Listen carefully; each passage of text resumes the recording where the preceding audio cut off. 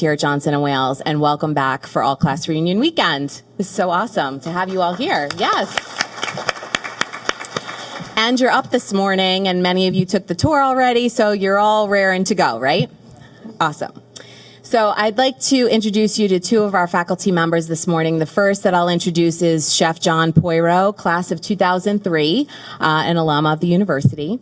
He's assistant professor at the College of Culinary Arts. He's also a registered and licensed dietitian.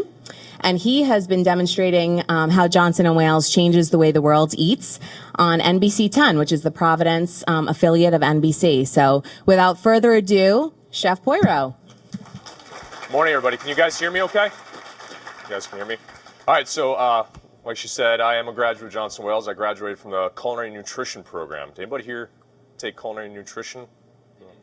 One. Didn't have it. It's totally cool. It was brand new. I think my freshman year was brand new, and they kind of were poaching people from labs and from academics. They're like, hey, you can cook. Hey, you're good in sciences. Why don't you come over here? I was like, all right. It also helped that there's a lot more girls in the Culinary Nutrition program. I'm like, I'll go this way. That works for me.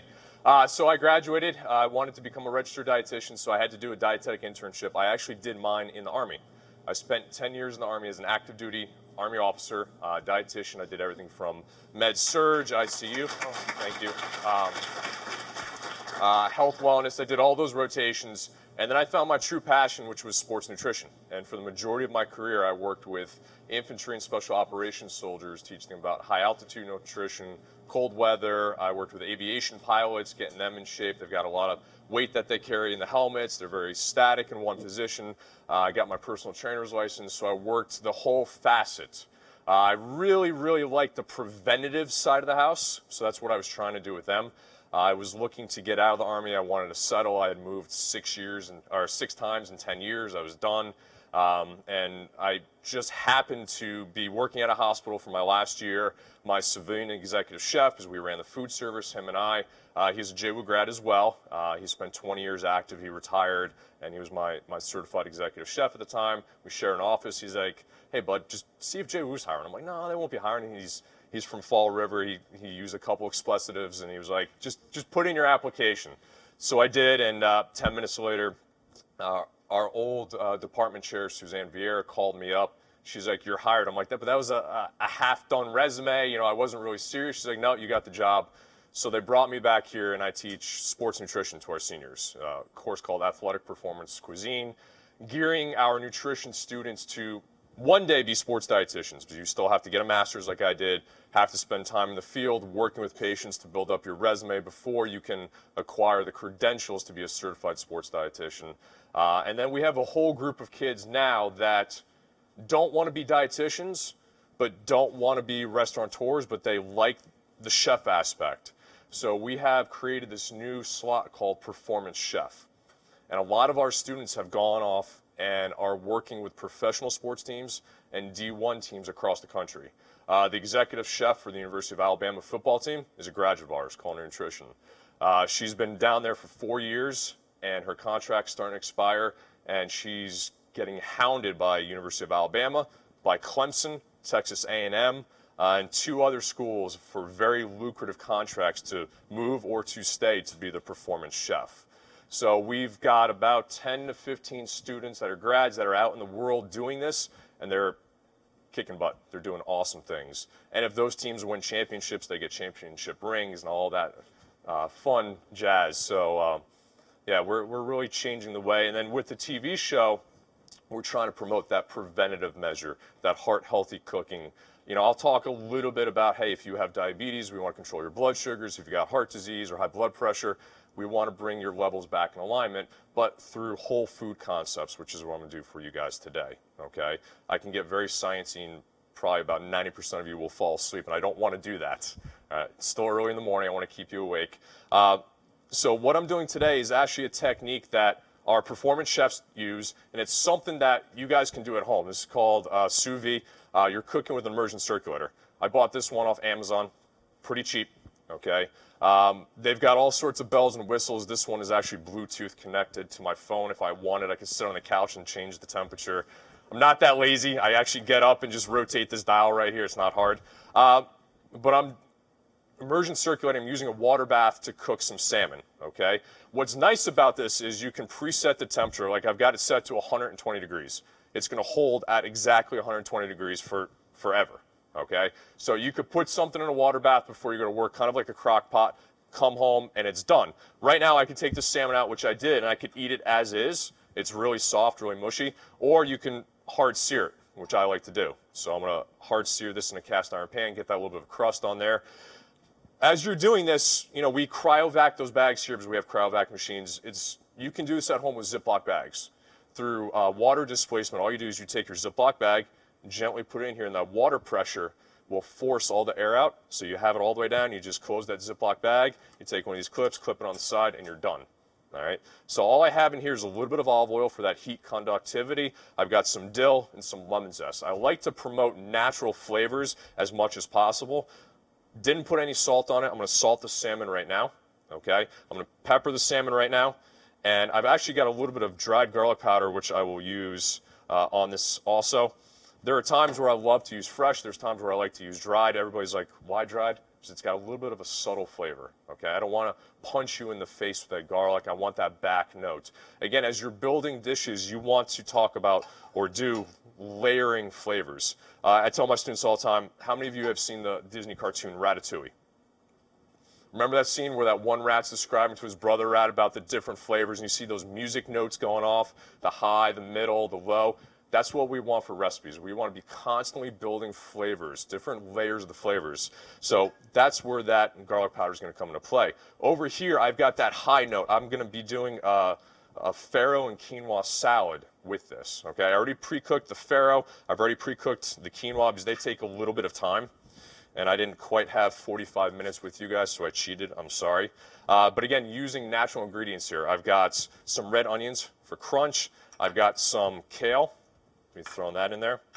Now you can blanch this, you can keep it fresh. I'm going to keep it fresh, and what I'm going to do is I'm going to massage the vinaigrette into that to kind of break it down and get the flavors throughout. Some tomatoes. I'm going to throw some basil in there. And I'll throw some lemon zest and some feta cheese on top in a little bit. So this is about good.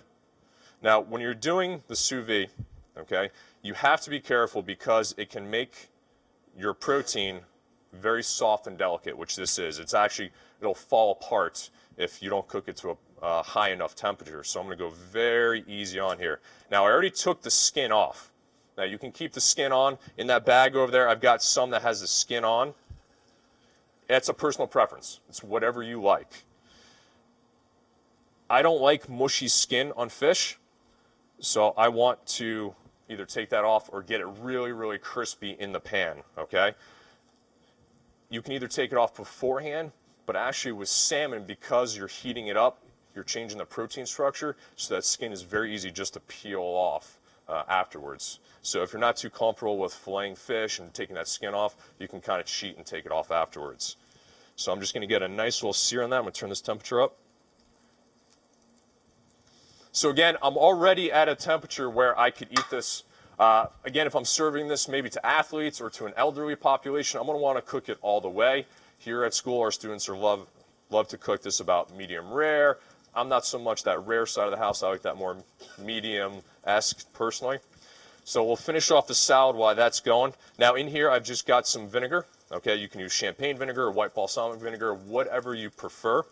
Actually, before I do that, let me throw in some whole grain mustard with a little bit of honey. I cheated and heated up the honey so that way it would be easy to stir in here. And I'm going to put a little bit of seasoning in here as well. So that way you get that disbursement throughout that salad. You guys have any questions as I'm doing this? How much am I making? This is going to be enough for my second breakfast. That's what it's going to be. Unfortunately, I didn't make any samples for you guys. However, Chef Lagalle over there, she knew I was doing healthy cooking, so she wanted to come behind me and show me up. So she's got some samples for you guys of her dish. Did I do anything with the MREs other than eat them and critique them heavily? No, I did not. I got to go to the factory where they were being produced. which was actually pretty interesting. There is a lot of science that goes into it, believe it or not. I mean, some of the infantry soldiers I served with would debate that fact. But there are some newer flavors coming out that are decent. I don't know if I personally would ever eat egg MRE or a shrimp MRE, but yeah, I usually stuck with the vegetarian MREs. So as you can see here, if you guys got the view, I've got that nice crust starting to form on here. I'm just going to let it kiss that other underside. I'll shut the heat off, and actually what I'm going to do is I'm going to take that out in a second and lay it on here to let it rest. Again, whenever you cook your proteins, you want to let it rest because it's going to have that carryover cooking aspect. So let that sit for a second, take off some of that oil that was in the pan. Again, we've got nice flavors in this bowl with the farro. Farro's a great grain. Everybody knows about quinoa. Quinoa has been very popular. Farro is kind of one of the ones that are starting to come up, higher in protein, higher in fiber, lots of vitamins. When you cook grains, if you're going to cook different grains at home, please use different pots, okay? They all have different cooking times. If I cooked the farro with the quinoa would just be mush, okay? So you got to make sure you're taking those cooking times as well as how much water goes into it. Every grain has got a different amount of water that needs to be with it. So that's just something, if you have the package, you can read the directions on the package.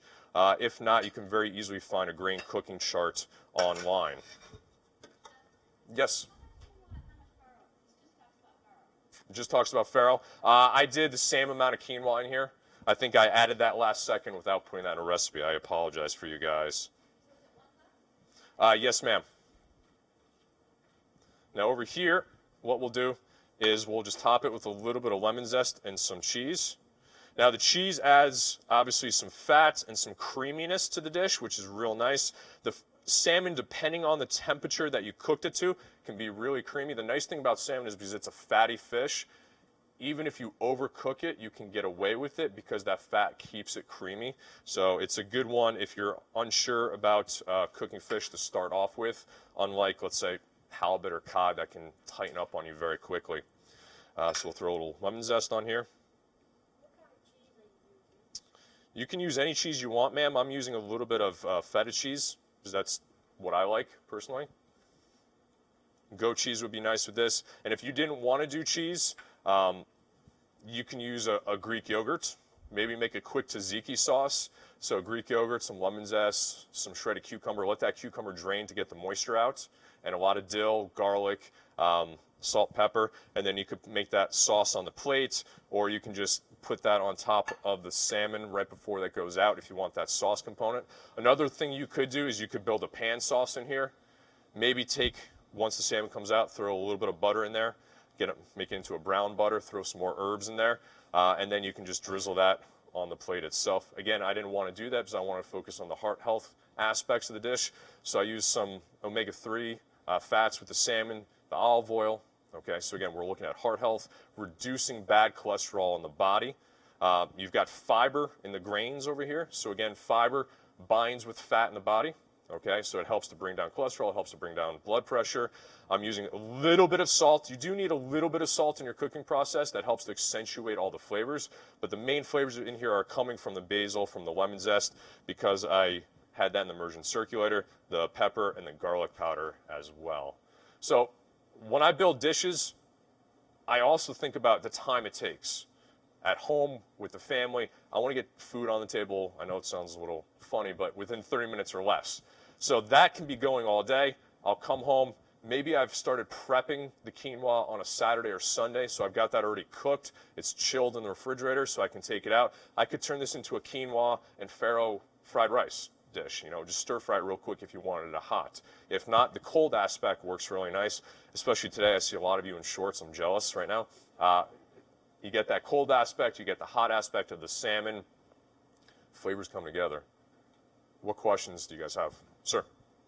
Holding it at 120. Yes. Concerned with danger zone. I mean, I get that it's anaerobic with the bag and all that, but I mean. So you want to cook it for the appropriate amount of time. Again, if I had it at 120 only for 20 minutes and I went to go serve it, no. I've had this in there for about 2 hours. Okay? And again, brought it up to temp. It's probably at around that 135 mark right now after the hard sear. So you do want to be careful with food safety. You can be creative when you're, especially let's say you're doing eggs. You can get to the exact degrees Celsius that you want your egg yolk cooked, which is pretty cool. It's a fun thing to do. But you just want to keep that food safety in mind. So you do want to take a look at the time and temperature that all these charts have. This machine came with a chart that said for food safety purposes, always cook it for this amount of time at these temperatures. And it gives you a range of temperatures too. So. And what's the price point on that? That one was around $100. You can easily see the brand. I'm not going to say the brand. We're not here to promote brands. Bought it on Amazon, and I actually got it for Christmas this year. I bought one for my brother. My brother bought one for me, not knowing we got each other the same thing. So I opened my gift. I was like, oh, wait, this one's yours. He's like, no, that's yours. I was like, oh, cool. So, yeah, it was nice. We definitely played with it that Christmas. You can do vegetables in here. I've had filet mignon in here. Again, filet mignon, cook it to that medium rare, hard sear it, or rare, hard sear it. My father absolutely loved that one. I've done sous vide carrots in here. I've done asparagus. I've played with all sorts of things. Eggs for Easter. I had a whole bunch of eggs going in here. Lamb. I've done lobster as well, almost like a butter poached lobster in that bag. So poaching is the original form of sous vide. Again, you take that let's say poached chicken breast. You're going to wrap that up in that saran wrap nice and tight, lay that in the water, poach it delicately. That's exactly what this is doing. Except I don't have to keep fiddling with the controls to adjust the temperature. You know, I set it, walk away, and that's it. So it's real nice. A friend of mine is the chef for a professional baseball team, executive chef, JWU grad. The Sous chef is a JWU grad as well. They use this type of machine quite a bit. With baseball, games could be somewhat short or take forever if it's a good pitcher's duel. And so he'll have all of his meats either seared beforehand and put in these bags, or in these bags, and all he has to do is quickly sear them, and then he can serve them to the team depending on how long that game takes. There is that debate in the community that uses these types of machines. I prefer to sear afterwards. I feel that way if you sear before and you put it in the bag, that Maillard browning, it's not caramelization, it's Maillard browning because you're deteriorating the amino acids, the proteins. Caramelization is when you're working with sugars, maybe in the onions that I had. I feel that Maillard browning starts to break apart and it's not as hard. You don't have that nice crust. Now you could sear before, immerse and circulate, and re-sear afterwards if you really just wanted to kiss it, so to speak, in the pan. You could do that. I've played with that and that wasn't that bad, but you really do have to pay attention to the temperature because you're searing first, circulating, and then searing again, so that temperature can fluctuate. Yes, sir.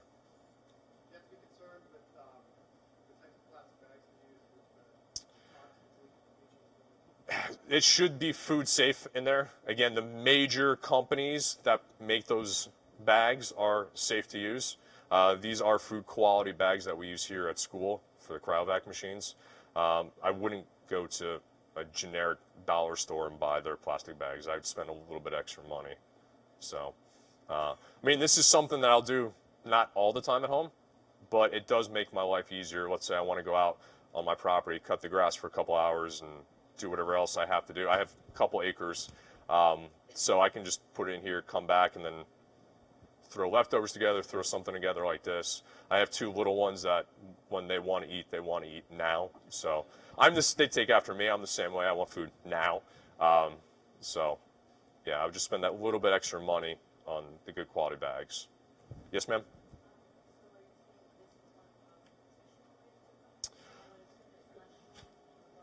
Right, you're not shrinking the protein as much, okay? Nutritionally, yes, because you're trapping those proteins in there, okay? You're still deteriorating it a little bit in the pan or grill. You always lose a little nutritional value when you heat stuff up, okay? From a complete raw state to a finished cooked state, there is some nutritional values that are lost. I think it's pretty sound because I wouldn't even have to put oil in that. I can just keep it as is with those herbs.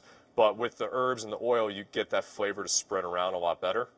So again, trying to use those heart-healthy fats as much as possible. I'm not going to put a cup of oil in there, maybe a couple tablespoons. And then I actually when you guys walked in, I had it on the sizzle platter. I had it sitting on that paper towel to take some of that excess fat off, so I knew I was going to be using some in the pan over here. So you're welcome. Yes, ma'am. You can. There is, for certain proteins, there is a point of no return. I mean, I wouldn't want to put the salmon in here for 12 hours. 3, 4, 5, absolutely, that's fine.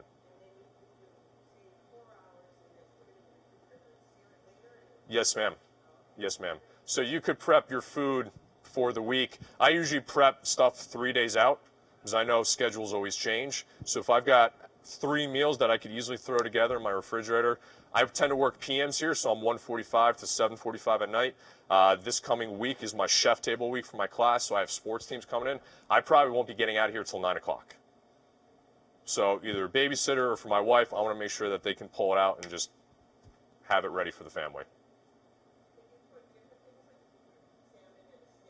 Oh yeah, I could have a steak on this side, but then you just have to pay attention to your final internal temperature, because the salmon you can get away at a little bit lower. Steak, maybe people want it cooked a little more medium or medium well, so you just have to finish it off a certain way.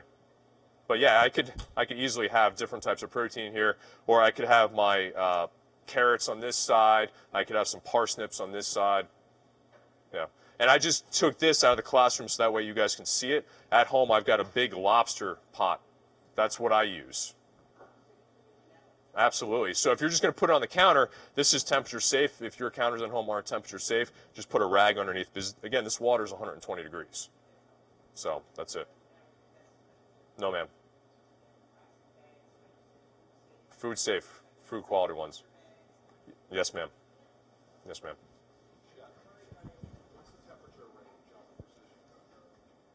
As far as from low end, I don't know. I've never played with that, to be honest. I probably could. I never tried, because I've always stuck in about this range. I never really looked at that because that wasn't in my scope of focus at that moment. But you can be creative, and you can switch this from Fahrenheit to Celsius, so you can get a lot more exact. Yeah. For days that I can think, I'm not super tired. Most days I come home, barely fumble with this, and I just walk away. Yeah. Yes, sir.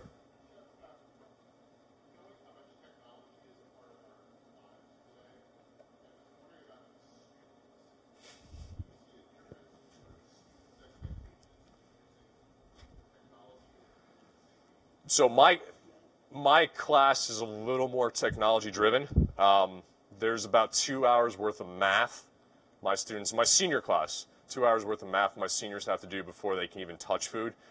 Because what we'll do is I'll give them a case study. Let's say it's a female gymnast that weighs 100 pounds and has to maintain that weight, but has to drop 1% of body fat. How do you do that? Knowing, are they more aerobic or anaerobic? So are they more power or cardiovascular? So that will determine the range of carbs, protein, fat. So they'll be sitting there in their group of 3 or 4 with their calculators, their computers, their phones, coming up with concepts. I always tell them, come up with a concept for your dish. Don't give me a hardcore recipe, because what we do is we actually cook using diabetic exchanges in my class. So I figure out the diabetic exchange not only of carbohydrates, but proteins and fats. So it gets very, very accurate. So they're going to figure out all this math ahead of time, show it to me. They have to be within 3% of an error ratio. And I say, all right, now gram weigh everything out. So then they take out the gram scales. So all the outlets in my kitchen are used. I'm zapping power from other classrooms. Chef Lagalle's yelling at me sometimes in the hallway. But yes, very technology driven. The students are very technology driven. I mean, they're one of my kids actually works for IT. He fixed my computer the other day because it wasn't working. I'm like, I don't know what to do. I hit things. And he's like, no, just do this. And he got it to work. But I mean, they've got recipes, touch of a thumb. They're looking up videos on how to do this, on how to butter poach this or whatever it may be. Whereas when we were students and, Google was brand new, and that was hardwired into my computer in my room even before, and there wasn't. I'd have to go to the card catalog and look up recipes using card catalog, So it makes life easier, but then you also deal with shorter attention spans. You have to feed them directions almost like it's a text message. poach this, now sear this, now, you know, so you have to get that multi-step brain going, which there's a big difference between the kids that are very restaurant focused, they can do that, they can multitask, and the kids that are more nutritional focused, dietetics, science, you know, they seem to think in snapshots at times, whereas the chef students tend to think more that multi-step process. So it's interesting. Yeah. What other questions do you have? Is this something you guys think you can make at home? Pretty easy. Now, you don't have to use salmon. You can use any type of fish that you want. I like salmon. I've done this with cod, with scup, bronzino. So, again, just realize the thinner the fillet, the shorter the cooking time is going to be. So you might not be able to sear it afterwards. You might just have to immerse and circulate and serve that way, which is absolutely fine. So you really got to hit that flavor in that bag. Otherwise, you're going to hit it with some spice and seasoning when it comes out. So the Stella, you know how kale is really hot now and quinoa was, I don't know if but is farro like one of those up and coming brands? Yes, sir. Like when I was here, I never would have heard of. Yep, farro's definitely in right now. Actually, when we'll make some doughs in my class for pizzas, because a lot of times we're talking stealth health, so we'll make our own pasta dough, our own pizza dough. One of the grains that I love to use is kamut, K-A-M-U-T. It's another ancient grain. Again, I can't go 100% fat-free or 100% whole wheat with athletes because they can taste the difference visually.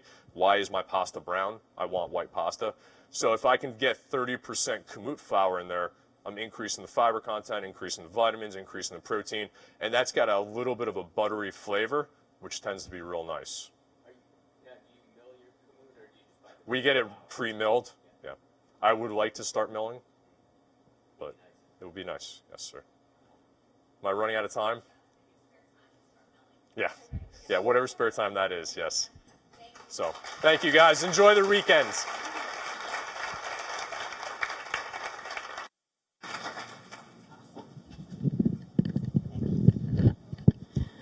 So if you'd like to learn more about how Johnson & Wales is changing the way the world eats and this important initiative, you are able to go to jwu.edu /eat healthy. And there is a ton of information up there about the initiative, the overall program at the university, as well as a catalog of recipes. So I was on there the other day. It's amazing how many are on there. So really great ideas for you for the home chef. So we encourage you to do that. So thank you for that great presentation. That was super interesting, wasn't it? I mean, what a great way to stealth health. I'm going to use that at home. I'm going to put broccoli and things and my son won't know. Yeah, I know. I'll be like, it was just stealth health, man. Yeah, eat it. Right. Exactly. He does not like veggies. So that would be, if I could accomplish that, that would be huge.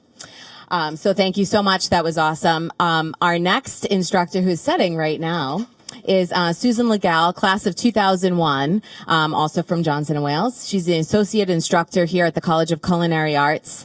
She's a certified executive pastry chef who is here today to talk to you about Pate Choux. Does anybody know what that is? If you haven't looked at your packet.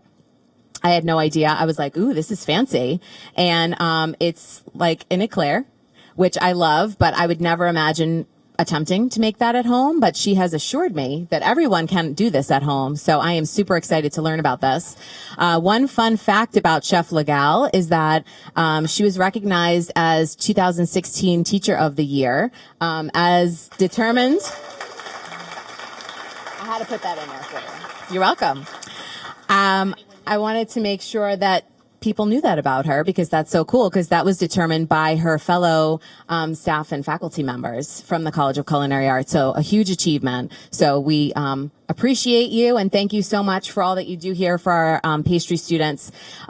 Still, while she's setting up, I will mention any of you that are going to the hands-on pastry demo this afternoon after Taste of JWU. I believe it's at 2 or 2:30. I don't have that in front of me. I apologize. 2:30. Thank you. Chef Lagalle heads up the Baking and Pastry Arts Club, and that is the group of students that will be leading you on that adventure this afternoon. So make sure that if you are planning to attend that you make it there right at the start time, because you're not going to want to miss this. Delicious. I had some delicious samples. Okay, they're really freaking out, so it's kind of funny. They are? So nervous. They're so awesome. They were setting up yesterday, and they were very precise in their setup, and so it's going to be wonderful. It's always nice to get students involved in a weekend like this. Because of course, they will be our future graduates and sitting in the seat at reunion weekend someday. So we want to make sure that they know about this experience all along the way. So this is exciting for them and for us to have them as involved as possible. I also wanted to take the opportunity to thank our student volunteers that helped us out this morning. Some of them are still in the audience. They helped you find your way here, hopefully, in addition to the signage, because we know that this is a hard spot to find on campus. So thank you to all of you for helping us. And all along the way, throughout the course of the weekend, you will see student volunteers. So please, at any point in time, have that conversation with them, to talk with them about what life is like on campus as well as what they're involved in, because it's a great opportunity to learn a little bit more about programs and activities that are happening with our current students. So that's pretty neat. And then, of course, throughout the day, also making sure that you get to meet anyone and everyone that's here for reunion weekend, especially if they were here from a decade before or a decade after from when you graduated, because the campus has evolved so much, as I'm sure many of you noticed when you came on campus today. If you haven't been back in a long time, it's really cool to hear firsthand about things that are going on current day or in the past. I'm still learning, and I've been here for a really long time. So did I do enough talking? Okay. Anything else? I don't have any jokes. I can't tell you jokes. I'm sorry. Yeah. I can't do that either, so that's not a good idea. Yes.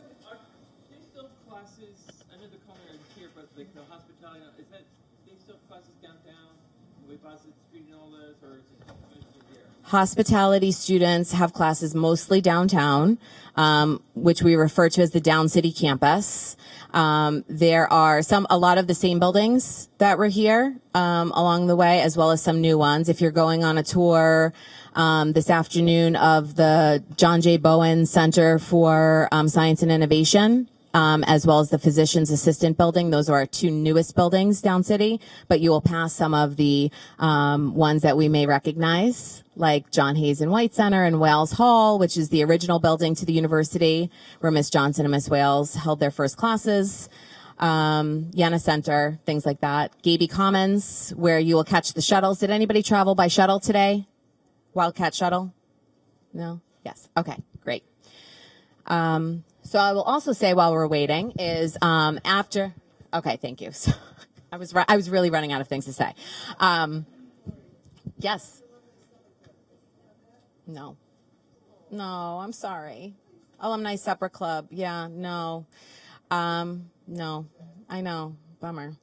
So after this presentation, if you are heading to Taste of JWU and you have your car, we'll be able to help you get back to the parking lot so you can make your way there. If you are taking the shuttle, we'll help direct you to where you could catch that shuttle. And if you later on are interested in taking the shuttle to the evening activities, they are being picked up at Gaby Commons. So anybody can, with a gold name tag, is more than happy to answer any questions that you have throughout the weekend. Please just let us know how we can help you, and we're happy to do so. Okay, I'm done talking. Chef Lagalle. Okay, she can't talk yet. Okay, take it away. Okay, sorry. So, I'm Chef Lagalle. He's getting a battery for me. Can you hear me? You can hear me from this. All right, I'll stand here for a minute. He's going to fix this. So I'm Chef Lagalle, and yes, everything she said is true. I'm going to be presenting to you Pate techniques. So I've been really into it lately. I don't know why. It just kind of struck my fancy like about a year ago. Thank you. I was, you can hear me still? Okay, good. I don't know. I guess I was just making something for a class, and I got really excited about Pate Choux, and I was like, wow, this is sort of something that's a little bit of a challenge, but it's kind of an everyday thing, but you know, I can work on it and work on it and work on it, make it better and better and better. So I've been really excited about it lately. So I'm going to show you how to make the batter and do a few different piping techniques, and then I'm going to show you a couple finished options. So right now I'm just starting this because it takes a little while. I have butter, milk, water, salt, and sugar. It's in the formula packet that you have. This is going to spit at me. And that you just need to kind of bring it to a boil. Super simple. It's almost like making a béarnaise. I don't know. I'm not good at the culinary side. I'm a pastry chef through and through. My knives are dull and everything, just like they're supposed to be. I worked, so I'll give you a little history while we're waiting for this to boil. I worked at mostly hotels in Boston. So I worked at the Ritz-Carlton, when it was the Ritz-Carlton, the one on Arlington Street in Newbury, the Grand Dame, and I miss it dearly. And I also worked at the Langham Hotel, which is another hotel in Boston. I worked out in San Francisco for a little while. I worked out in Arizona for a little while, but not as long as I have been here on the East Coast. And then I went back to the Grand Dame on 15 Arlington Street to what is now known as Taj Boston, which is a luxury hotel, weddings and conferences and things like that. So I worked there for quite a long time. So that's kind of my history. It's kind of what I think about when I'm teaching my students. I'm always like, come on, let's go, let's go, let's go. Because in a hotel pastry shop, you don't have a lot of time to do anything. And, you know, time is money and all of that. So that's my experience for the most part. I was the executive pastry chef at the Taj for 4 or 5 years. And then I came here and I love it. My husband works here as well. So, you know, we get to see each other a lot more than we used to because, you know, 16 hours in a bake shop versus the time we spend here is a lot different. So that's kind of my experience level. And as I've been teaching here, I've started teaching, I think I started with sophomores actually, which is a little odd. Mostly you start with freshmen and you kind of work your way up. But I started with sophomore level pastry students and then I went down to freshmen for a little while. And now I teach all 4 years, just randomly interspersed. So it's very interesting when I go from a freshman class to a senior class because I'm like, whoa. There's a big difference. So it's really nice because I get to kind of experience all of the students and their different levels of experience and their levels of like understanding. I'm starting a class on Thursday where the students are totally driving their entire production. Like all I do is kind of hang around and get ingredients for them and say, oh, you're not really supposed to do that, you know, or something to that effect. So they're driving their whole production, and at the end of the class, they have a huge buffet. And it's so great to see how much they've learned over the course of 4 years, because I can remember them in pies and tarts class tearing their pie dough as they're trying to roll it out. So, you know, it was pretty fun. So this, it needs to come to a boil, and I don't know how to work this burner. There we go. And basically, Pate Choux is a roux, kind of like a roux. A roux is usually just water and flour, but there's a couple extra things in here because we're pastry chefs and we like butter and sugar and salt. So sort of a roux that's then thinned down with eggs. And so you need kind of 2 pieces of equipment. You need a pot stove and you need a mixer. If you didn't have a mixer, you could do it by hand. You would get a sore arm, but you could do it by hand. You don't need anything really fancy, even if you just had one of those stick paddle mixer type deals, that would work just as well. So this is now boiling, and I like to use a wooden spoon for this. It's a little bit old-fashioned, but I like to use a wooden spoon for this. Just seems to work really well. And as soon as this comes to a boil, you're just adding flour. All right. I made a special blend of flour, but you could use any pastry flour or all-purpose flour. The all-purpose flour we get at the school is quite intense in protein, so I like to cut it a little bit with cake flour because that has less protein. So as soon as you add the flour, you're still keeping it on the heat, and you're just mixing it, and you'll see, I don't know if you guys can see the pot or not, but it just kind of has to it looks a little gross, and then eventually it kind of turns into a dough. There we go. Ooh, I'm used to induction burners lately. We have induction burners in our classes, so this is like hot stuff over here. So you can see it kind of got really stiff. And now it's starting to pull to a ball in the center of the pot. So you can kind of see got a little ball going on. And as soon as that happens, you're going to give it maybe another 30 seconds to a minute. Obviously, if you're doing a really big batch, you maybe need a little longer time. But about 30 seconds to a minute, just to kind of dry this out a little bit. You get a little skin on the bottom of the pot, and which makes it awful to clean, but that's life. I don't think the dishwasher would do it. So as soon as this kind of does this 30 seconds or so, you can see it kind of turned into almost like a dough. Yeah. So then it goes right into the mixer right from there. That goes right in there. And then immediately goes right onto low speed with a paddle. I give it about a minute, give or take, to just kind of steam out, get a little bit of the excess moisture out, and then I'll just start adding eggs. And the funny part about pate choux is that the eggs are variable. So you might use them all, you might need one more, you might need a little bit of one more, or you might need not as many as you have. And it really just depends on the consistency. And I put it in the packet, it's kind of like a little step-by-step of this process and what the batter should look like as you're done making it. So I will kind of show you that as we go. So while I'm adding the eggs to this, I'm going to add them slowly, probably one at a time. You kind of want to let one combine in before you add the next one. I'm going to just set up my little piping station here. So there's a lot of different techniques of how to pipe pate choux, but I'm going to show you two types that I like. One is just a regular, like profiterole, sort of a round shape, and one is more of an eclair style, so the elongated sort of hot dog type shape, I guess you could say. And I like to use this particular piping tip, and it's a French style piping tip, and it's got a lot of teeth on it. Compared to a normal star where you only have about 6 little tines, this one's got, well, I'm not going to count, but it's got a lot.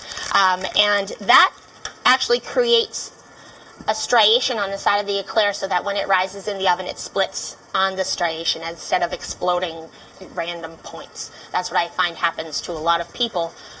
Is they come. Actually, I had a student the other day, a former student, email me pictures of her eclairs and goes, "Well, what happened?" And I said, "Use this tip and use this recipe," and it all went fine. So this helps to kind of keep your eclairs nice and shapely, long, sort of thin, narrow.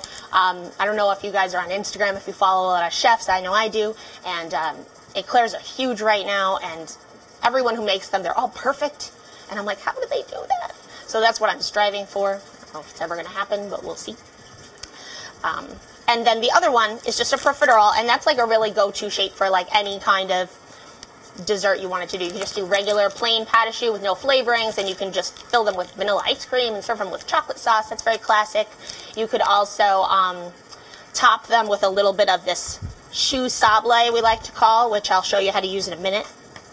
And or you can add savory ingredients to it. So at the bottom of the recipe that I gave you, there's a little list of savory ingredients you can add to this mix, and you can create like gougères, what we call gougères. They're like cheese puffs. They're like amazing, and you want to eat 1,000 of them when you taste them. But they make like a really good appetizer if you have people over or whatever. So you can see that this mixture, I don't know if you guys can see in the mixture, I'll show you in a minute. It's a little chunky, it's a little strange looking. As the eggs come in, it gets very, very, very nice and smooth, very pipeable, very soft. If it's too soft, obviously you've added too much eggs. If it's not soft enough and it doesn't pipe well, you need a little bit more. And sometimes with a batch this small on a mixer this big, I have to go in by hand at the end and kind of get it together. What can I do while I'm waiting for that? While I'm waiting for this last little bit, does anybody have any questions about anything? Unrelated to what I'm doing is fine too. Yes? I'm sorry? You probably could. I have not tried it personally yet. I haven't gotten that far in my my pate choux mastery. But I think as long as you have something that has like the gums in it that are needed for sort of the gluten development, I think I've used cup for cup before. Have you guys used that? I find it to be really strong. So I cut it with like rice flour or oat flour or something other that's also gluten free.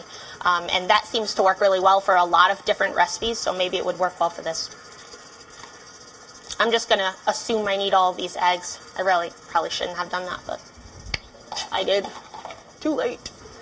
It's too late. Yes?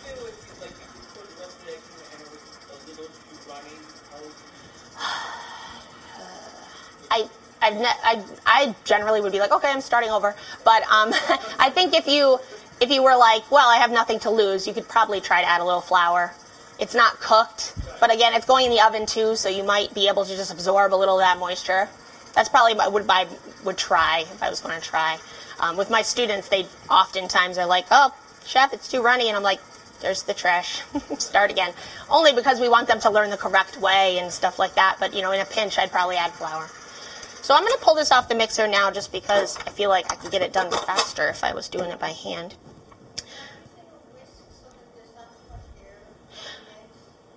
No, actually a whisk, for me, a whisk would incorporate more air than a paddle. So I would rather not have that. And I think a paddle does a better job of sort of blending ingredients together. With a whisk, that roux would be so thick at the beginning, it would just get stuck in there. I don't think it would blend the same way. Right. Yeah, it's not really about air incorporation for this particular item. So yeah, slow is fine. I could speed it up, but I would rather just do it by hand as opposed to incorporating too much air. So the last little bit, just scrape down the bowl, and I'm really just kind of emulsifying it a little bit, just trying to get all those liquid right into that roux and get it nice and smooth. I'm going to sweat a little bit right now. Sorry. So big difference from what came off of the pot. So it's got sort of a elastic, and if I did that test, it would hold a string, and that's kind of what you're looking for. I remember in school I learned the track test, which was like you drag your finger through it, and if it like closed within 5 seconds or something like that, it was good. So I've done that, but I don't know, I feel like now I'm just more like, looks all right, you know, so that's kind of how I go. It's funny too, because sometimes it's really hard to teach, you know. I'm like, well, it looks good. They're like, well, what are you looking for? I'm like, well, I don't really know. But it looks good. So it took me a long time as I started teaching to realize how I had to say things to get people to understand what I was talking about. You know, it's like folding. I never knew how hard it would be to teach someone how to fold something. I was like, down, left, pull the bowl, keep doing that over and over again, and it was so complicated. I was like, this isn't hard, really. They're like, Chef, it's hard. It's like, okay. So I'm going to put a little bit of this batter into the star tip that I was talking about. And I'm going to focus more on eclairs than I am on the rounds, only because I feel like it's a little more challenging. So when you are piping, and I think anyone who does any baking at home should just go buy a roll of these disposable piping bags and call it a day, because they're like the best thing ever. I never ever want to wash a piping bag again in my life. And I don't think I will. So I just have this filled up a little bit, and I like to use a paring knife in my piping technique. So what a traditional eclair, I think someone would just, well, I'll show you one. I'm not going to bake these, so I won't have to look at the ugliness later. But a traditional technique would just be to pipe a straight line and then pull back. And what you see is that it's not super duper even. And even if I was like the most perfect piper in the world, which I know I'm not, it probably would still not be super duper even. So when that bakes, it'll bake in sort of like a dog bone shape, and you'll have like a thicker start, and then it won't be nice and straight. And I know that there are definitely cheating methods out there. You can go buy silicone molds and just pipe the pate choux into the silicone mold, and it rises right up the way it's supposed to. But if you want to do it the old-fashioned way, I like to use a knife, and it takes a little coordination because you have to use your left hand and right hand at the same time, which I'm not always good at. But the more straight you hold the bag, the more even you'll pipe, and then you just drag. I can't talk while I'm doing this, sorry. And then when you want to stop, you stop the pressure, you put the knife down and pull up. And then you end up like a super crisp end, and that really helps to like keep them all the right size and shape. So just kind of show that again. I've actually even taken pate choux batter and piped a really long strip, froze it, pulled it out of the freezer, chopped it into the size I wanted, and baked it. But the ends tend to be square, and I think that looks a little weird. So, but that's the basic idea. So we'll do one more. We'll call it a day on this one. And I'll move on to the others. So it's pretty easy because it gives you a nice crisp end. And that's it. Now from here, what I like to do with eclairs is I like to bake them straight away. Some people will say you can freeze them and bring them back to room temperature and egg wash them and bake them, and by all means, yes, you can. But I prefer to put these in the oven pretty much right after I pipe the sheet pan and bake them, because the longer they sit out, the more they get a skin. The more they get a skin, the more likely they are to sort of explode in funny spots in the oven as they rise. So having like sort of a moist environment or having like no skin at all helps them to bake more even in my world. This sink is going to be full of weird things by the time I'm done. So I'm going to put those there, and then I'm going to show you the other the other thing. You know what I can do? Here we go. A little cheating method here. Be more speedy. What time am I supposed to be done, Lori? How much am I supposed to be done? I just want to know. Oh, okay, good. Haha. To bore you for another half hour. All right, so that was sort of cheating, but there it is. So when you're doing a round, which I think is a little bit more common, I guess you could say, a lot of people want to do like a swirl, so they want to pipe and they want to, and that actually creates sort of a profiterole that's all lopsided and has funny cracks in it. So if you pipe straight and round, it takes a little bit of practice getting even pressure, and I'm actually going to pipe on the other side of this, just so you can see, because it's kind of hard to see with the dip of the pan. But if you just hover and squeeze, stop the pressure, and then cut off, you end up with like a perfect little mound, and that's going to rise really nice and even. It's going to be really rounded and beautiful in shape, and then, you know, you can say that they're all the same, and when you're serving them to people, the floor is really sticky back here. I'm like sticking to the floor. So, you know, just to kind of get that. And of course, ideally, you can pipe a sheet pan of these in under a minute. I don't know if you can do that. I don't even know if I can do that anymore. But you get the idea. So you'd pipe. And of course, the larger you pipe, the bigger the choux. This is actually going to mimic about the size of the ones that I have for you to taste, which I'm holding in reserve so that you don't rush the stays now. So for John's presentation, Chef John, he's all nutrition. No nutrition. So I'm sorry. This is not good for you in any particular way, although there is lemon. And lemon's good for you, right? Sort of. All right. So I'm not sure I'm going to be able to do this because there's no freezer back there, but I'll try. So this is called pate choux sablé, and it's really just butter, sugar, and flour paddled together until it's dough, and then you roll it out really thin. I rolled it between two pieces of polyethylene, which is like a acetate you use for chocolate, just because then you could see it. You could use parchment paper or wax paper, whatever you have. And I'm going to try. Usually I freeze this. There we go. At least it came off that way.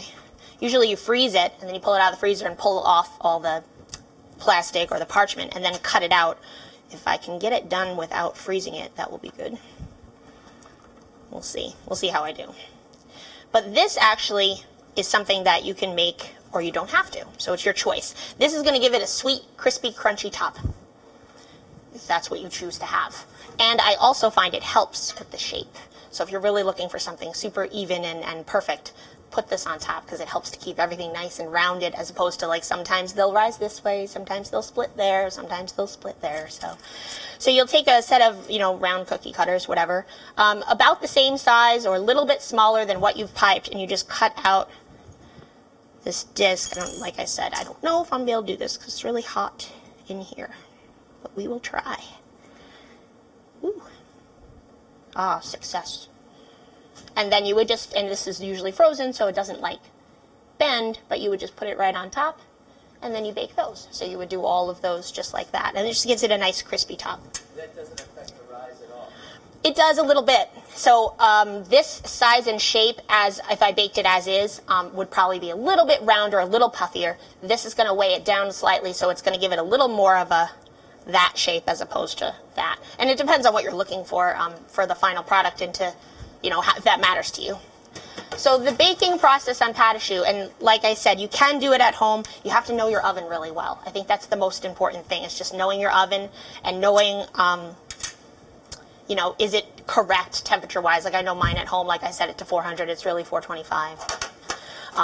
But anyway, you need to know your oven really well, and you need to realize that you can't do multiple things at once with the oven while you're baking pate choux. So if you put the pate choux in, you're supposed to put it in around 400. And about 8 to 10 minutes later, you can peek at them real quick. You don't want to open the oven for good because they'll come crashing down, because it's all about the air on the inside. You can kind of peek at them. If they're just starting to get a little color and they've puffed, you can turn the temperature of your oven down to about 320, 350, somewhere in that neighborhood, and then let them bake until they're nice and golden. Once they've got the color that you're looking for, and they do have to be kind of dark to hold their structure. If you pull them too early, they will like collapse on you. But as soon as they're dark brown, you say, okay, I like that color. Then if they're not quite dry enough, say if you break one open, it's still kind of got a lot of spider webbing on the inside, you can let it sit in a lower temperature oven, even lower, or even with a temperature that's off but just warm, and let them dry out altogether. The idea of a pate choux is to have a nice hollow center so you can fill it with like a lovely cream or something like that, something tasty. If you're doing gougères, like I had suggested, the cheese ones, you don't generally fill those, so then you would just kind of bake them to the color you like and pull them, and if they're a little moist on the inside, it's okay.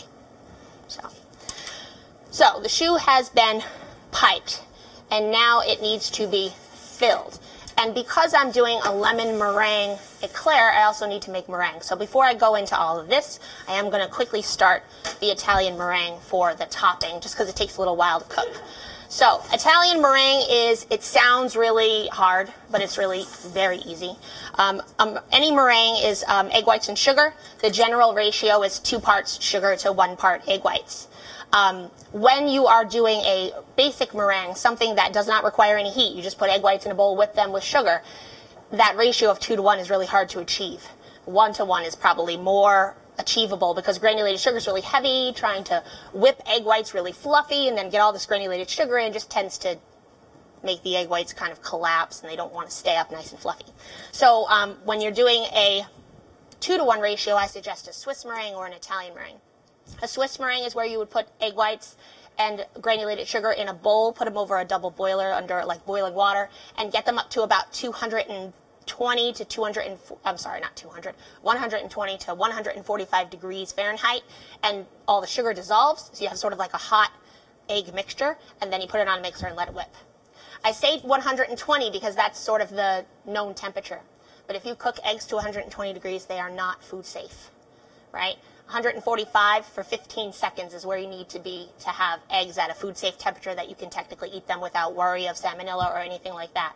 So we push our egg whites a little further, get them up to 145 just to make sure they're safe because we're using fresh egg whites, and then we whip them. So it takes a little longer to get it cool, but it's fine. As long as you continue to whisk over the double boiler so you don't like cook them, then you're fine.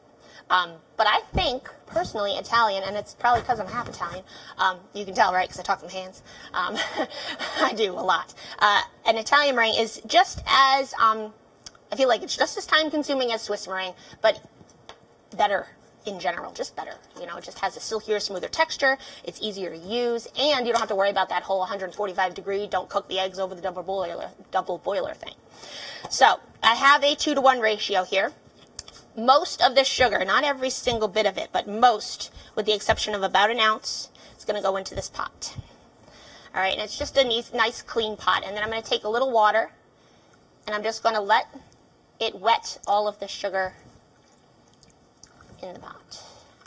And I'm trying not to get any sugar on the sides of the pot. I'm trying to make sure that I'm not splashing it around, because if any sugar is stuck on the sides of the pot, chances of it crystallizing and ruining my whole sugar syrup are pretty high. So as soon as I'm done there, I'm just going to turn this on. I'm still a little wary of this burner. Makes me nervous. Okay, so that's going. This needs to come all the way up to the end temperature of 245 degrees Fahrenheit. So it's going to take a while. Not a whole long time, but definitely more than it's going to take me to put egg whites in a bowl. There it is. Done. So egg whites are going to go in your bowl. This little bit of sugar is going to be reserved to start these whites when I need to start whipping them. I don't want to start whipping them now. Egg whites in motion stay in motion. It's like a little coin phrase I use with all of my students, and they're like, oh, roll their eyes at me because they're like, Chef, you've said that 1,000 times. I was like, it's true. So, egg whites in motion stay in motion. That basically means that as soon as a meringue is ready, or as soon as egg whites are whipped and they're ready to go, you can't let them sit around. They can't stop and just sit there. They'll deflate. They get kind of funny. They kind of chunk up, and then they're not nice and smooth and beautiful and flexible anymore. So I don't want to start this too early. We have to sort of keep these in sync. So what I do to keep these in sync is I have a nice handy-dandy thermometer here. Bed Bath & Beyond. Go to the Beyond section. All right, because it's not bed and it ain't bath. So, so you go to the Beyond section, you buy this, it's $20, and it's a lifetime guarantee. So I break them on a 6-month rotation because I use them a lot, and I go and I'm like, and they hand me a new one. It's good. No one works there, right? Okay, because I try to go to different ones every time I do it, so they don't got my number, you know. Because it's not technically for professional use, but like I kind of use it for professional use. So, but there's no better thermometer that I have found yet. I mean, those nice, beautiful like glass sugar thermometers are like beautiful to look at until you drop it, which my students have done. So I'm like, well, I'm not buying those. They're $20 and I don't get that back. So this is the best. And it has a timer and it has an alert, which is really nice. So I could set the temp to anything I wanted, stick the thermometer in and go do something else and not make that carbon by burning it, which I used to do a lot as a student. So I'm not gonna put it in just yet. I'll wait till all the sugar's dissolved. It's kind of safer that way. And always you have to be careful of the flame and your, nice plastic thing. So that's cooking, that's doing its thing. This is good to go. So while I'm like kind of waiting on this, I'm gonna fill my pate choux. So the baked product here, I'm not wearing gloves. The samples I wear gloves, I promise. Okay. Pretty nice, right? It's small. I like to do small eclairs. I don't usually do huge ones. Even, split on that side and that side to keep the top really nice. Okay. So that is generally what happens. Occasionally you get this. It's got a little like split right down the center, but I'm going to cover that, so it's going to be okay. All right, and then this is the round, and that's got the crispy top on it. So you can see it's got like a different texture on top, and it's a little bit more, UFO shaped, if you will. But it's still got a hollow center, and it's still really beautiful and nice to eat. All right, so what I have here is lemon cream, and I'm going to say this, it's the best lemon cream ever, okay, ever. Or if you're from Rhode Island or Mass, ever. Okay, there we go. So I'm sharing it with you, so you should make it at home. It's really easy. Just like kind of throw everything except for the butter and the gelatin in a bowl, in a pot, and just whisk until it's thick. It's super simple. And then you add gelatin. I add gelatin for stability. Depending on what you want to do with it, you don't need gelatin at all. I mean, if you just want to like have it as a sauce over something, then you don't really need it. But for this, just to be thick enough so it doesn't ooze out, I like a little gelatin. So you could probably put agar in it as well, yes. Either way, I have found that for the most part, I have been able to swap sheet gelatin and powdered gelatin in most of my formulas. And the powdered gelatin is a little stronger, but not enough to be like, oh my God, too strong. So especially with this, because what I do is as soon as it's done setting, like overnight, I take it and I paddle it back to like a thinner sort of pipeable consistency. So it just breaks the gelatin down a little bit. Well, you have to bloom it properly. So powdered gelatin, usually if you like buy a box of it, it tells you how much water to use to bloom how much, so you'd have to figure out the ratio of water to gelatin that you need. With the sheet gelatin, you can just submerge it in ice water and just pull it out, squeeze it, throw it into whatever you're putting it in. So with powdered gelatin, you just have to do a little more math, I guess. So it works out. It's a very complicated formula. It's basically bloom strength of what you have.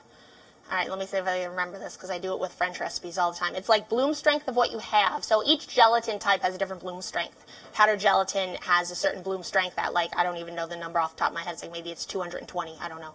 And then silver is 160. And it just depends on how much, I don't even know what the number really means. It's something like about how much gelatin it takes to set 1 liter of liquid or something like that. So you have to kind of convert, and it's not just a straight conversion. It's like converting Fahrenheit to Celsius. It's not just like, 32 equals 0. That means like 64 equals 32. It doesn't work that way.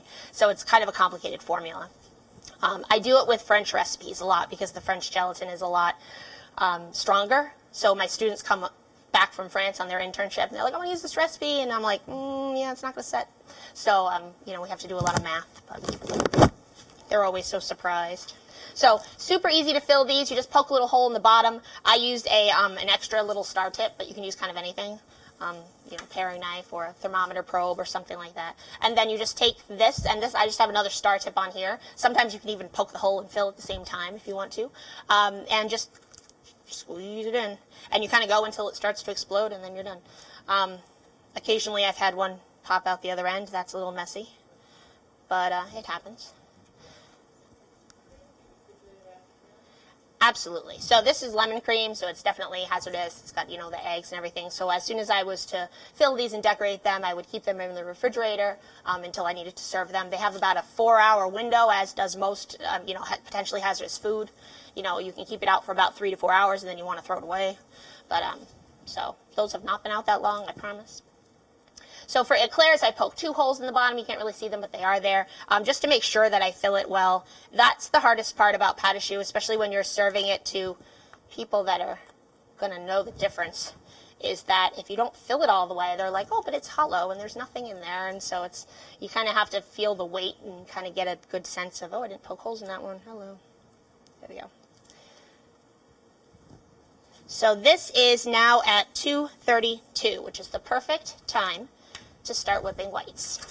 So I always wait until about 230 degrees on my sugar syrup before I start this meringue. Kind of gives me good timing. I'm looking for a final temp of 245 on this, as I had said, so I'll kind of sort of turn it down a little so I don't get there too fast. And I'm just turning this on quite high speed, and as soon as it gets really, really fluffy, I'm just going to sprinkle in this little bit of granulated sugar. This is going to help so that when I put this really hot sugar syrup into these egg whites, they don't cook. Sugar is sort of a heat absorber, so it kind of helps. Anything that has a lot of sugar in it isn't going to burn or cook as fast or anything like that. So,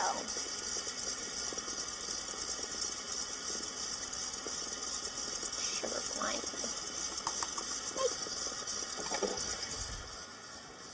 So I got a couple more degrees to go. I can turn this down a little bit, but I know it's not going to need to go that fast for that long. Very loud. Very loud. I'll finish my little job here. Pastry is all about multitasking. Just going to say that. All right, so I filled enough. I don't need to fill those. I'll do my unfilled ones.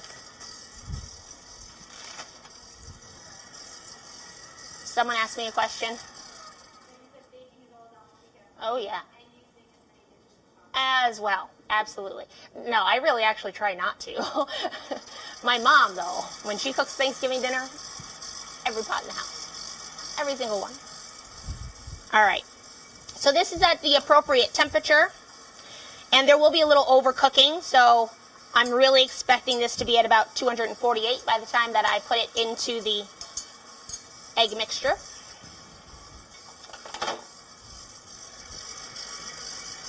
And the key to success here is to make sure that this goes in right down the side of the bowl.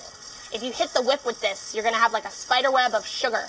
If I was to take my fingers and put them in ice water and then plunge them into this hot sugar syrup real quick and pull out a little piece, I could roll it into a ball. All right, it's called soft ball stage. It's not super hard. Obviously, I don't like doing that. It's kind of risky, but you could do it. I've seen chefs do it, and I'm like, I don't know if I'm willing. So as long as I pour this right down the side of the bowl, I might hit the bowl a little bit, but I will not hit the whip, and I will be able to create an easy meringue. And medium speed is great for mixing this. If you go on high, you're liable to splash yourself with sugar. Not good. And just go slow at first, and then eventually you can kind of speed up the process.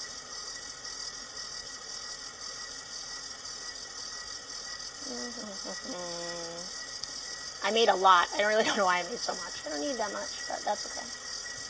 There we go. So this is good to soak, most definitely, because the sugar's just going to harden on the inside of the pot. Enough space in there.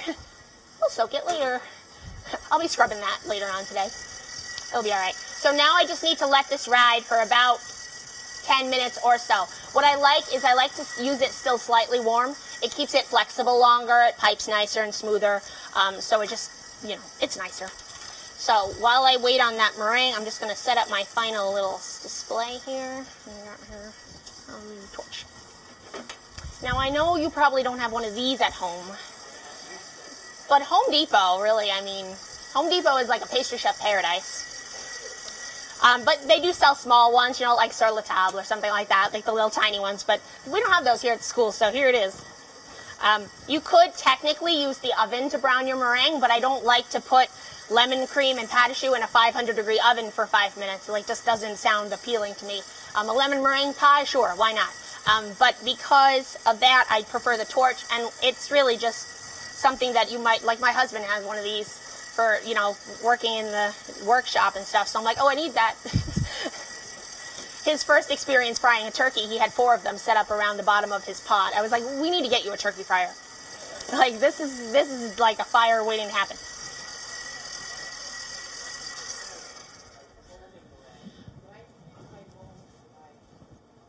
Okay, sorry, you're gonna have to start again because that was like.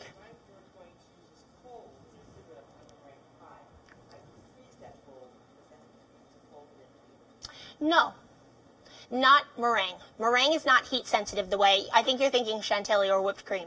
When you do whipped cream, you need to have cold equipment because cream doesn't do well in like hot temperatures or anything like that. But a meringue is not heat sensitive, which makes it really nice for certain applications. Like if I wanted to make a really nice lemon mousse, all I would do is melt down my lemon cream, fold in an Italian meringue. It's beautiful. It's nice and light. There's not a lot of fat in it. I mean, comparatively, there's still definitely butter in lemon cream, but there's not a lot compared to something where you would just take like whipped cream and fold in heavy cream, you know, so much different. So I didn't let this go the full length of time, but I'm all right with that. So you can see that this is beautiful and shiny. It's a little soft, but that's all right. I will deal. What would you say the difference between your lemon cream and, say, a lemon curd? Not much. Not much. Ratio of ingredients. And you know what? I think I just call it lemon cream because I like that better than lemon curd. I don't think there's a big technical aspect to that. I'll be scrubbing that later too. So I have a couple different ideas here. So the first one is sort of the I don't have a lot of equipment and I don't have a lot of time. And then the second one is, I don't know why I'm going to start using gloves now, but I am. I'm just like, it's like habit, I guess. And the second one is I have a little more time and I'm a little bit more fancy, so I want to be a little more fancy. So for the round profiteroles or pate choux, whatever you want to call them, for the ones that I made for you guys, I did sort of like a kind of a take on a lemon meringue pie and the way a lemon meringue pie would look. All right, so a lemon meringue pie in a sort of traditional sense, it's just mounded with meringues, kind of pulled up in peaks everywhere and torched or bruleed. So an easy kind of fun thing to do is just take this guy, dip it in the meringue, give it a pull, and there it is, you know.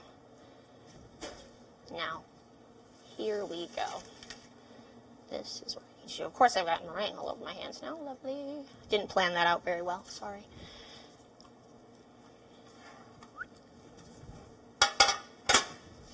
And like I said, I should have let that meringue go a little longer, but I don't know. I don't like listening to that mixer probably any more than you do, so we're just going to wing it.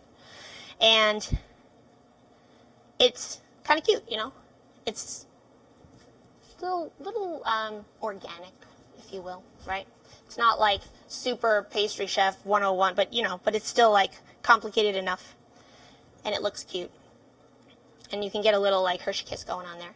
So I did that. That was kind of what I did for that particular design. I am going to let this go a little longer in the mixer while I finish those. And then I will just put that there. I don't like getting the table dirty like when I haven't started, you know.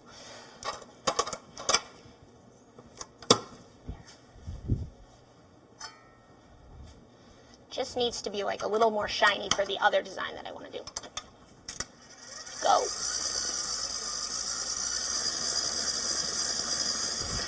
So with the torch, ideally you want to get the one where you can adjust the flame. There's a couple different types. You can do the one that you just click on and it's like whoosh, super high heat, a little scary.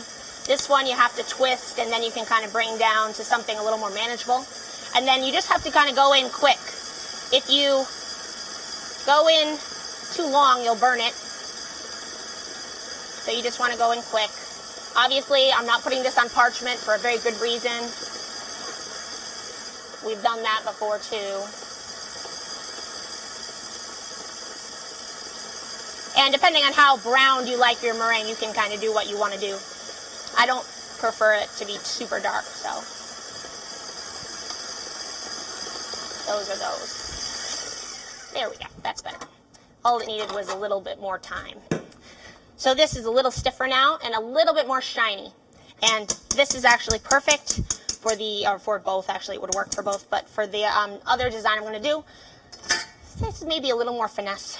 But this is something still like 3 ingredients, you know, 3 recipes, not so much when it comes down to it. And I think for summertime or for springtime, it's super nice because it's, you know, it's lemon and it's pate choux. It's not very heavy. So to follow a very healthy meal like salmon with fancy quinoa, whatever.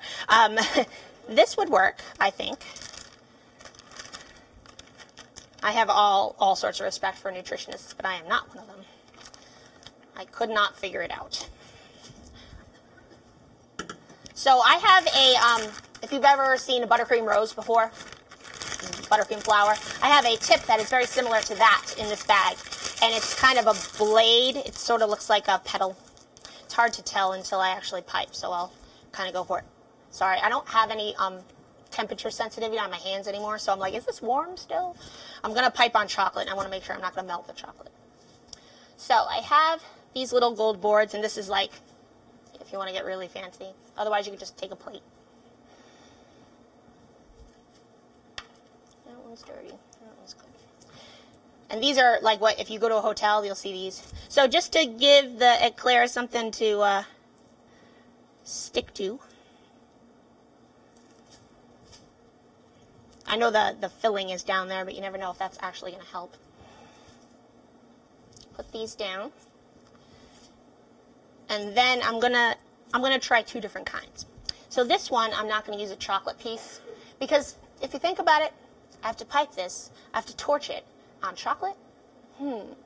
Maybe not going to work. So I'm going to try. But this is a nice tip, and it's kind of a trendy little thing to do these days, is to do like a ribbon wave. So you just kind of,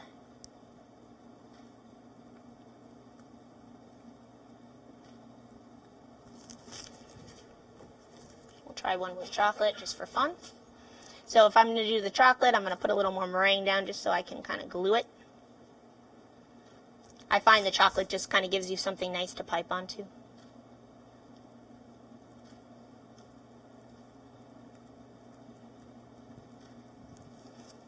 I'll do two, in case the first one doesn't work out.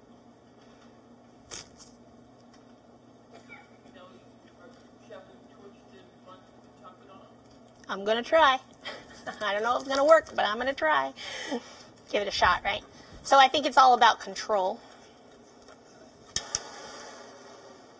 and angle. So this one I don't have to worry about so much. So I can just kind of go at it in any particular direction I want. This one, however, come up from underneath. Oh yeah, that works. That's a thing. I wasn't really sure, and I was like, why not? I'll just try it. They won't judge me. Right? Right. There you go.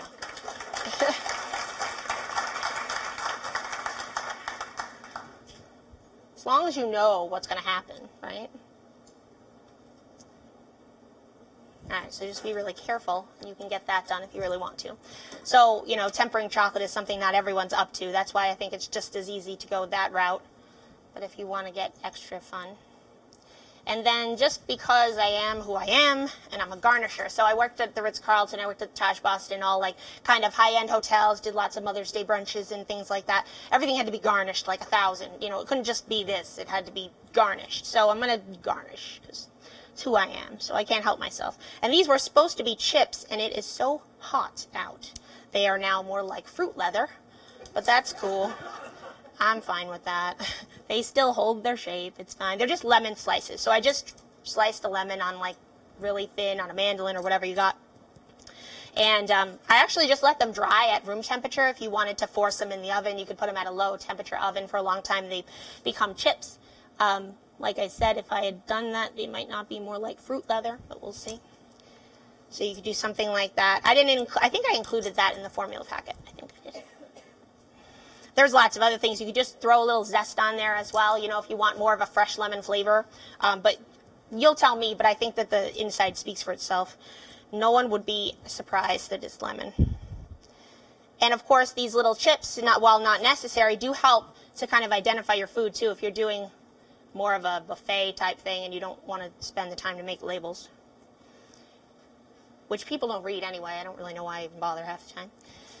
And, you know, you can do gold leaf. I told you I'm a garnisher. I can't help myself. So gold leaf is something that not everyone has kicking around, but it certainly makes stuff look nice. So if it'll stick, of course. There we go.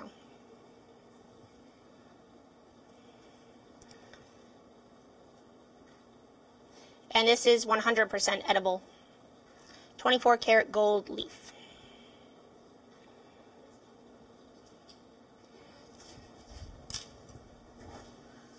And there you go. Right on time.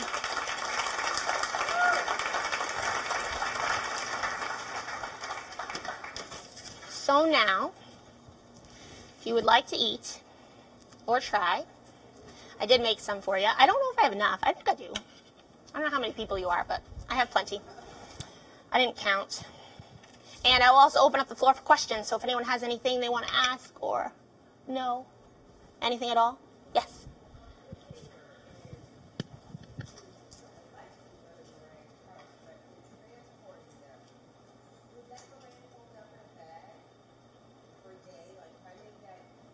Unfortunately not. What happens, and you might even see it with my bag, I don't know where I threw my bag, but as it sits in the bag, it solidifies, not to the point of like not coming out, but you'll see if you come up here and look at it really closely, it's very air bubbly, and eventually it'll start to tear and dry. So this is not something you'd want to use, but you could definitely do chantilly or buttercream or something of that nature as long as you had it kept at the right temperature. So, unfortunately. Any other questions? You guys want to eat?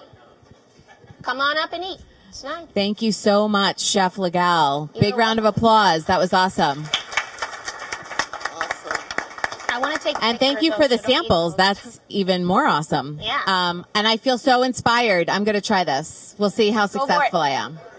I'm going to guess it's going to be a thumbs down. Ooh, there we go. If anybody needs help getting to their next location, please see myself, or we also have 3 students here who have volunteered to stay to help you get to your next location. napkins, but I If do that have is paper towels. Taste and you're taking the shuttle, we can direct you as to where to go. If you are heading back to the parking lot, we can also help you find your way.